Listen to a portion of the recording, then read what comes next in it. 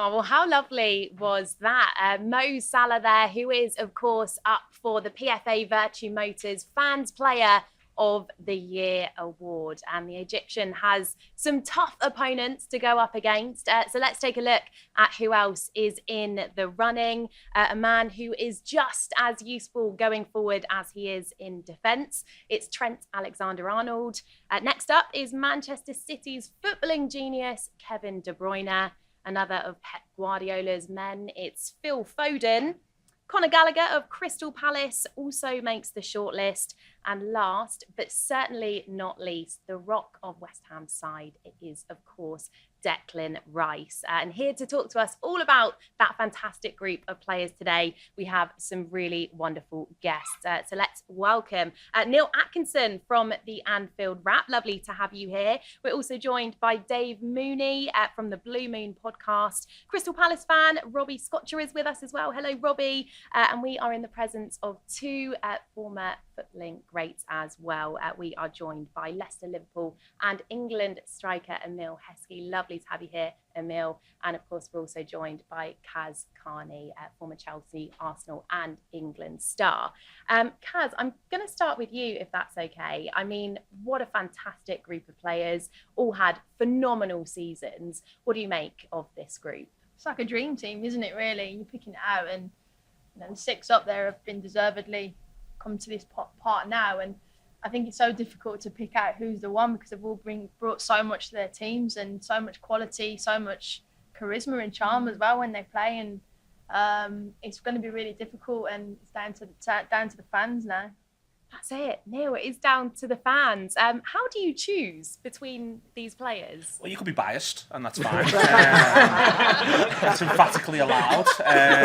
We can definitely do that. But I think the idea of, we're sitting here now when we're recording this, and 2 nights ago, Kev De Bruyne scored 4. Now I know he had Michael Owen pictures on his wall growing up, but he scored those 4 goals for Manchester City, and it was an incredible thing to do in that moment. The pressure's on. City needs something, and there he turns up and he shows that for his team.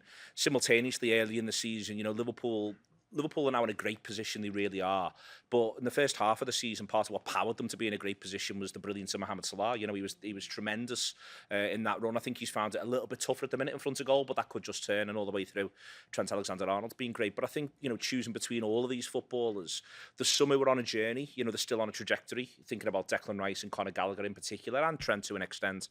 But you've got others there who these are their peak years and their peak moments, and they've shown they're at the peak of their powers. And I think the other thing about this is, and what matters the most, I think, is this season they've got to do it in front of supporters. 12 months ago, we couldn't get into grounds. And this year, certainly watching Liverpool, but I'm sure Dave would say the same thing watching Man City, and I'm sure Robbie would say the same thing about Crystal Palace. To be back in grounds, watching genuinely the best players in the world, because that's what these are, they're the best ones, has been incredible, and it's been a real privilege. Yeah, I think that sums it up perfectly. What a privilege. And speaking of privilege, it's lovely to be joined by my co-hosts Max Whittle and Liam McDevitt as well. Max, so many amazing players to talk about today. I was going to say, speaking of privilege, I'm sharing a mic with DJ Emile Heskey. Can we get a bit of that, please? Honestly, that celebration was my childhood. It was everyone's childhood, right? We still remember it. Emile, in the context of the history of the Premier League, where would you place these two teams, Man City and Liverpool? They strive for excellence, and they keep pushing each other. At times when you see teams falling away, you see the difference. But these keep pushing each other, keep going that extra mile, and you don't know where it's going to stop. They're fantastic. They're run by 2 fantastic managers, who again are pushing each other to strive for excellence. And their players are producing football the way they are. I know you spoke about Mo Salah. Not necessarily having, I wouldn't say not necessarily having the best of the season, but not really hitting the back of the net at the minute, but it's still 20 plus goals. And I remember sitting with doing an interview with Ida Goodjohnson, and he was saying, I would pray for 20 odd goals, and he's having a bad season. So these players are just keep striving. You look at Phil Foden there, a young lad, 21. Producing the football that he's producing week in, week out, but wanting more. One more for me on this. Impartial Robbie, who do you think's got the best player of the 2 teams? Well, thing is, you've watched Mohamed Salah, and he's just been so exceptional. Just the way he plays, the way he drives the team forward, especially the start of the season. I'm obviously a big fan of Phil Foden. I just think at that age, where he's going to go, what he's going to do in the game, it's hard to tell. But then Trent, he's redefining a position. You know, he's playing in a way in that position. What's a right back? You've got right backs and you've got Trent. So, you know, and it's really hard to differentiate between. So I'd probably say Trent actually after that. And as far as Salah goes, obviously we can talk about the impact he's had at Liverpool and the stats and the numbers. But how far to being one of the Premier League greats do you think he is, Emile? Because you played with some unbelievable players. Well, he's up there. He's up there with the stats that he's putting in, and we're talking about a player that can change games. And you can on like this, you know, just a flick of a switch. You give him the ball, and from the era that I played in, and the players that I played with, I would say Stevie, because I know that you could get to a certain point in the game and you're saying who's going to make a difference, and you say, "Oh, Stevie will do it." You know, Stevie will do it. But I think that's what we're looking at Mo now. So yeah, I think he's up there with the best. I think he grew up with pictures of Lee Bradbury on his wall. Didn't he? Who didn't? Dickie Weaver and his pomp is what he referred to. And as a fan, do you think Salah came to the point where people are talking about him as one of the greatest late? Because I know in his early career it was one season he's done it, and then it was 2 seasons he's done it. But now the longevity of the numbers, do you think he's entering the conversation of Premier League greats later than some other players? Yeah, I think it's interesting with a couple of these. De Bruyne's the same, you know. Let's remember De Bruyne was written off early in his career by a lot of people as well. And I think that, you know, Liverpool on the whole, there's a number of Liverpool players who've had quite sort of strange routes to ending up in this Liverpool side. They've come from quite left field areas and they've had to demonstrate something a little bit different. But I think De Bruyne's interesting for that as well. You know, he ends up at Wolfsburg, and I think a lot of people would have said, well, wait, you know, what's your next move after you go to Wolfsburg? And it transpires his next move after going to Wolfsburg is win 3 million trophies, is what he's managed to box off since then. And, you know, I think that those footballers for whom it is, who've got exceptional ability, let's be crystal clear, but for whom in different ways it can become a little bit harder, they're the really interesting ones for me. You know, there's some footballers for whom it always comes easy. We've got one at the minute and he's wonderful, you know, it's Thiago Alcantara, but, you know, Thiago Alcantara almost wins a major trophy or 2 major trophies for every season he plays football. The players who have to scrap, they're the ones who, you know, you get behind the story of and you love the notion of, and Salah's one of them, De Bruyne's one of them, I'd say as well, and they're the footballers that you're like, yeah, I watch you every week. You're a massive part of the way I see the game. Well, let's talk Kevin De Bruyne, shall we? Because he is a very, very special player. He's one of these that can just turn it on time and time again. Obviously, he did it most recently in that finishing masterclass against Wolves, which I'm sure you particularly enjoyed watching. You're nodding away there.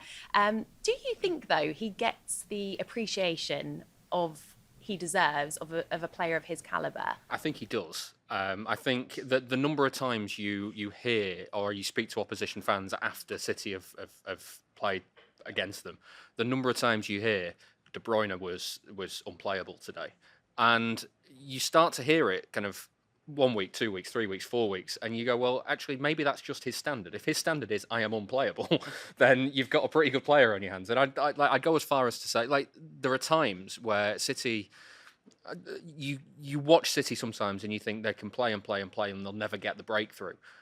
But then De Bruyne will he'll play a pass that when you're on the pitch and you're playing in a game, you don't always see the right pass because you're at pitch level. You're in the middle of it all.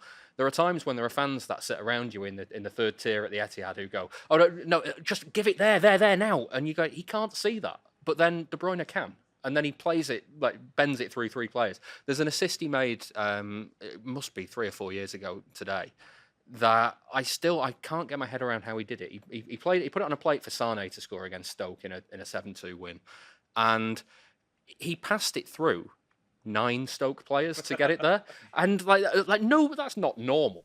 Sure, like nobody can do that. It's just like it's not on. So when you talk about the fact that he is City's talisman, you know, season after season, with the quality that's in City's squad, it just goes to show how good he is.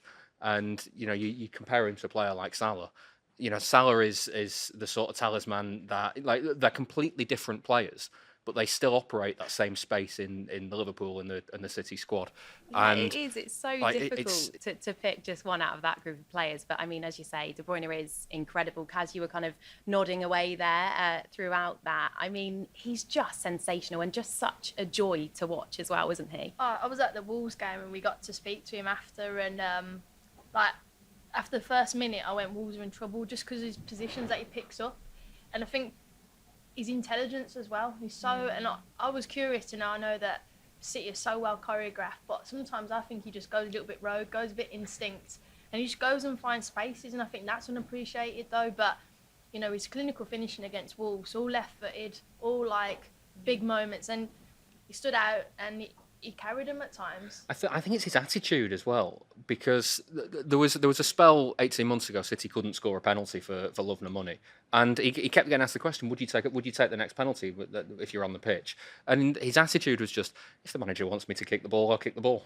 And it's kind of like he's so laid back with it all as well, and I think he just doesn't. I think it's that he doesn't let anything faze him. I think as well, like when he was out, that's when Man City struggled, and then that's a good testament to go how big their squad is, how good the City squad is. You take him out of it, and they're like, you can take all the players out, and they're still fine. City, but him, he's got this massive aura, this presence in this team. Like Emile was saying about Gerrard, he's your go-to. He hasn't let them down. Kaz, sticking with you on Phil Foden, it's worth repeating he's just 21. Yeah. You made 144 appearances for England. Do you see a future England captain? Phil? You know, obviously he's young. You don't want to put pressure on him. Sometimes he'll be phenomenal. Sometimes you don't want to put that pressure on them. You kind of, at the moment, just let him be what he wants to be and just let him go and play. And I know Jill Scott really well, and she's known him through the younger age groups. He's just obsessed with kicking the ball, whether it be like something really small. It was obsessed, and I think if he's quite happy and he's performing, I don't think we put any pressure on him. And like right now, and if he's going to be a future England captain, yeah, I can see it. But when you're this young, you just want him to grow and develop. Because even watching him at Wolves the other day and watching him in the Euros, he's still quite raw at times, and you can see that which is scary. He's still got more levels to go. And you're like, oh, God, you know, how many? He's got more levels. You're like, that's scary, but he's got the potential. But right now, I just want to enjoy watching him with no pressure, as you'd say, with that armband, because when you've got that, it brings a lot, and that's why Harry Kane, you know, he's done well, because that's a lot of pressure, and we don't really want that on our best young players, because we've seen what it's done in the past. So just protect him and let him be, I think. The guys just wanted me to get a headline from you, but not that. No. What's his best position, Emile? Good question. Probably a 10, but I wouldn't pigeonhole him. I think if you can have him playing several different positions as Pepper's done with him, I think it's great to have a player that can do that. As a false 9, playing as either wide 7 or 11, as a number 10. I've probably seen his best position as a number 10, getting in their pockets, being a bit free, being able to turn and then start dictating from there. But I like the fact that he's open to playing in several different positions, because I like that. At least I know that I can trust someone that's going to do a job that I want him to do.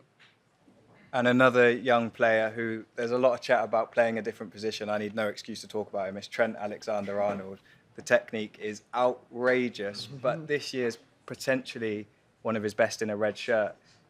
The big chat, should he play in midfield? Or do you think he is so good that he's redefining the right-back position? I don't think so. I don't think he's quite redefining the right-back position. What Robbie said before, I agree with everything he said apart from that. And the reason why I don't think he's redefining the right-back position is when you redefine a position, it means other players can come and do it. There's only one other player in the country, I think, who plays full-back anywhere near the way Trent Alexander-Arnold does, and it's João Cancelo. And I think that they're probably unique in world football, full stop. There's not another one on the list that you could say, well, he could go and do a bit of that.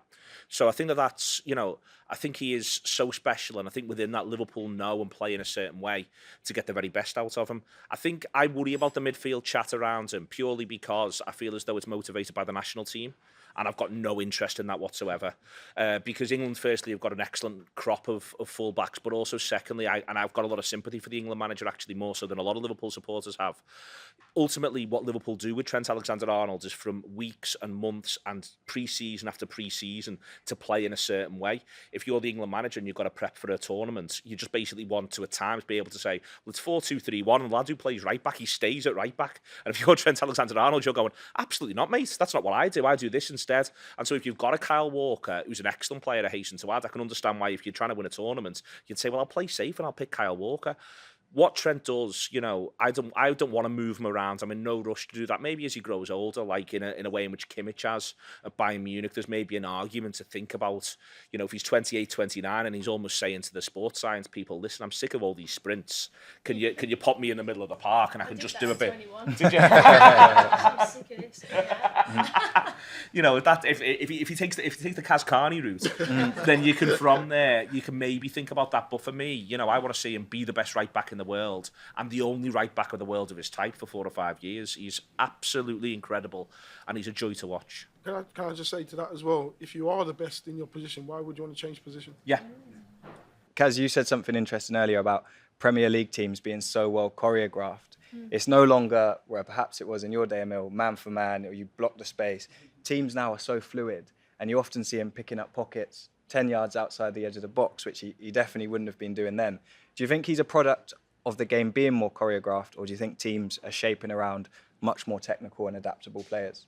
For me, I just think the work that you've done on the training field is to adapt around that. So if you're telling me to push further forward, you've got a reason why you want me to push further forward, and you're adapting around that. So yeah, I think for me, they've already sorted that out. So they don't need to. Why do they need to? Like I said, why do they need to change a right back, the best right back? You've got a winning formula already, and the stats and everything's backing up. And what you got to appreciate is he's come off the back of a last summer that was difficult. You know, injuries and people, you know, maybe going this and that, and he's just come up and done the business, and he's just gone, this is what I do at Liverpool. I win, I produce performances, I produce assists, goals. It is phenomenal, and you know, he's still young, but I agree, his position, keep him there. There's no need to move him. And even in that time, if you did move him, the game might evolve when he's probably a little bit older again. But he's incredible, and I wouldn't move him at all. The part of this is that the best football in the world, by club or country, is being played in the Premier League and it's being played by Liverpool and Manchester City. It's not a conversation, you know what I mean? That's just a statement of fact. And what they're able to do and the way in which they're coached by two brilliant managers who've been at the top of management for over 10 years, which, with one or two exceptions, is really rare. They've stayed at the forefront of the cutting edge. Is, you know, you're then able to harness these talents in this way. But, you know, you look at this list of 6 and you think of the other names that could have been on it. Yeah. These are the best footballers, and like in the whole wide world. There's a case this season for Benzema to an extent. Mbappe will always be unspeakably exciting. Bayern Munich have got 1 or 2, and obviously Haaland's going to City. But the best players, firstly, are playing in the Premier League, and secondly, a lot of them are playing for Liverpool and Manchester City. So, of course, the formula of football that they conjure up is next level stuff, and it really is. I was at the Etihad this season. It was a tremendous game. I was, you know, the semi-final, tremendous game. The game at Anfield, tremendous game. You're not getting it anywhere else. It's unreal how good this is. Just to finish on Trent, I agree completely, but when we had Real Madrid, I thought Vinicius Jr., Trent is probably the danger area. Can you afford that at international level to put him at right back? At international level, you would have your way of playing, and we've got different players. We talk about Kyle Walker, for argument's sake, who had a fantastic game against Vinicius anyway. If you need to change it around, we have the players to do that. And this is the key thing. We were talking about how many games we played the treble-winning season. Yeah, and if we had enough players, you can change that around. And these players now know that they can play 30+ games a season, knowing that it's this for this game, it's that for that game. We have that. So the formulas that are there. And let Vinicius Junior worry about Trent Alexander-Arnold. Yeah, he's got to go the other way. Yeah. All right, let's talk Conor Gallagher then, shall we? Robbie, move the mic over this one to you. I'm here. This is your time your to time. shine. I know you've been waiting patiently. He deservedly is a firm favourite amongst the Crystal Palace fans. I mean, what a player. He's stepped up in terms of instinct for goal this season as well, and he's got an unbelievable work ethic too. I mean, how much love do you have for him? Never fall in love with a lone player. I mean, I nearly got him on a shirt. You know, it's ridiculous.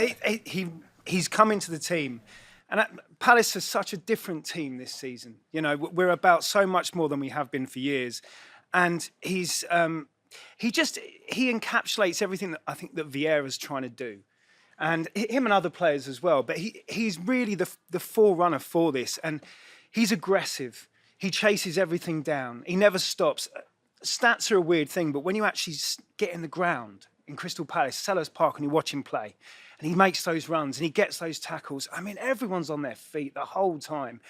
For us, he's been absolutely exceptional. There's been times when against West Ham we weren't at it. He was, so we got a draw. He has made the difference. He has stepped up, and for Palace fans, I mean, we couldn't love him anymore. He is our player of the season. He won it a couple of nights ago, and you saw in the FA Cup semi-final, we were stale in that game. And the reason we lost it technically is because we couldn't affect Jorginho. He affected the game. If Connor's playing that game, who knows? That really could be a different story, because that's where we lost the game. He means so much. And for him to be up there in this company right now in this season, it's so much for where he's going. And Neil spoke about journeys. He's on a journey. And even if he's not our player, I'll follow him wherever he goes. Oh, I love the passion you spoke with there. That was worth waiting for. Nearly got tears. A little tear there. Let's talk about Crystal Palace under Vieira. Emile, let's get your thoughts on this if we could, because their playing style is completely different now, but what a job he's done there. Yeah, he's done a fantastic job. And again, we look at coaches applying their trades elsewhere, coming through the youth setup. He was in Man City's, came through Man City's academy, then went to New York, if I'm right, then went to France, and now back here. So he's done the rounds, he's done everything, he understands what he wants from football, and it's about selling yourself, and he's selling himself really well at this moment in time. And again, look, he would love to be able to spend as much money as he possibly can. No, he's there to work with the players and make them better, and I believe he has done so. Robbie, where are Palace going under Vieira, do you think? Do you know, it's really difficult, because it's not just about what you're seeing on the pitch at the minute, although that's obviously the end product. It's about changing the whole club. So we invested hugely into our youth project. So now we have a Grade 1 top youth setup, which before we didn't. So South Londoners are some of the best players in the world. If you look across the Premier League, it is full of South Londoners. And they were all going to Chelsea, Arsenal, all the teams where they'd never go to Palace. But what we're trying to do is we're trying to give them a straight route from the youth team up into Palace. You play 100 games for Palace, then you might move on. Then you might get to your Liverpools. Look at players like Michael Elise, who is going to be an astounding player. Tyrick Mitchell, who come from Brentford through. We've got a lad behind him that's coming up too. There is a route through for South Londoners and South London football to come through Crystal Palace and come up. And things like the FA Cup is what we're looking at. Cup runs is what we want. But also, as a fan, just to see myself represented on the pitch by young South Londoners is an amazing thing. And that's what we're getting a lot of right now, which Patrick Vieira is doing an exceptional job. He's bringing these young players through. He's exactly the right man at the right time. So who knows? But along the same vein, hopefully. Declan Rice, Kaz, first of all, can they keep him? They came out and said they're not going to sell him and they're going to try and keep him at all costs. And you would. He's their best player. He's their captain. He's their go-to. You'd wrap cotton wool in him and you try and keep him as long as you can. Question mark is he obviously, or you'd think a player of his calibre would want Champions League and to push on and to win. And at the end of your career, you always asked, what have you won? So if West Ham can give him that, then for me as a former player, club are going in the same direction as you, you'd never leave. And if it's your team, you'd never leave. But West Ham have got to match that, and that's going to be difficult with the as we spoke about, the Premier League's the best in the world, in my opinion. So it's going to be difficult, but he's improved. I always look at after Euros, there's not many players that kick on after Euros, and he's one of the few that have. Go through that European Championship final team. It takes him a good 6 months to come back, but he hit the ground running. He proved on the European stage how good he is. Europa said the same. You watch him, and without him, there's a massive hole in that West Ham side. And West Ham have done well, but without him, so you'd do everything in your power to keep him at that football club. Yeah, he's played 29 times for England now. I'll go down the line here, and we'll start with you. Is there something he can add to his game to make him a better player? What would it be? I think he's a top player as it is, to be honest with you. Just to add to what Kaz is talking about there, the difficult thing at times when you're in a position like that is you go with the national team and you're in that environment, and you inevitably look at what you've won and where you can go, and he'll want to be winning trophies. He'll want to be winning leagues. He'll want to be winning, going into the Champions League, and they're the things that he's going to be. It's not going to be anything to do with money, because they're all going to be earning money. It's the trophies that he's going to want. So, and that is the key thing that he's going to be going over in his mind. What can he improve? I think he's quite a complete player, to be honest with you. He's very aggressive in the way that he goes about his business. He can drive with the ball. Probably goals, you would say. But if he's going to be very specific and be a sitting player, a number 4? Do you really need him to score goals? Leave it for them. So. Well, I think we can all agree it's an unbelievable shortlist of what's been, for me, one of the best Premier League seasons. Could still go down to the last day, which I hope it does, just for the entertainment value. But thanks for all of you coming along, spending your time and supporting Palace. I know that must have been difficult over the years. But remember, you can vote for your PFA Vertu Motors Fans Player of the Year award at 90mins.com.